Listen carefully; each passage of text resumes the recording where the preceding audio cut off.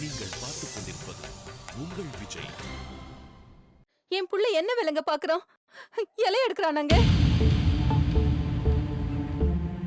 முதல்ல மெதுவா பேசு. அவன் எந்திரிச்சிருப்பான்.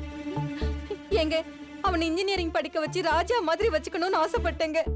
அவன் போய் ஹோட்டல்ல வேலை பாக்குறான்னு சொல்றீங்களே, எப்படிங்க பதறாம இருக்க முடியும்? இத பாரு, அவன் திருடல, கொள்ளையடிக்கல. அப்புறம் ஏமா வருத்தப்படுற? ஏங்க, உங்களுக்கு அதை பார்த்துட்டு கஷ்டமா இல்லையாங்க? கேக்குற எனக்கே மனசு பதறுதேங்க. இப்படி பார்த்துட்டு கல்லு மாதிரி உட்கார்ந்துருக்கீங்களே. அவன் உழைப்புல அவன் வாழணும்னு முடிவெடுத்திருக்கான்.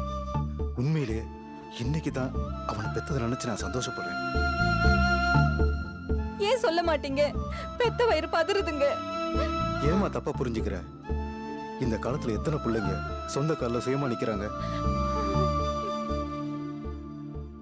நம்ம புள்ள படிச்சுக்கிட்டு பார்ட் டைமா ஒரு வேலைக்கு போய் யாருக்கும் சுமையா இருக்க கூடாதுன்னு நினைக்கிறான்.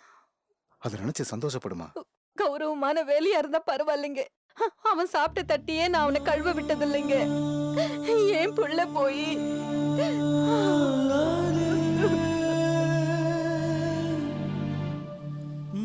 சாந்தி, சொல்றது கேளு, அழாதம்மா. எல்லாம் உங்களால தாங்க. அவன் காலேஜுக்கு பணம் கேட்டா இல்லன்னு சொல்றீங்க, புக்கு வாங்க பணம் கேட்டா இல்லன்னு சொல்றீங்க. அவன் என்னங்க செய்வான்? சாந்தி, அழாத, கொஞ்சம் பொறுமையா இரு.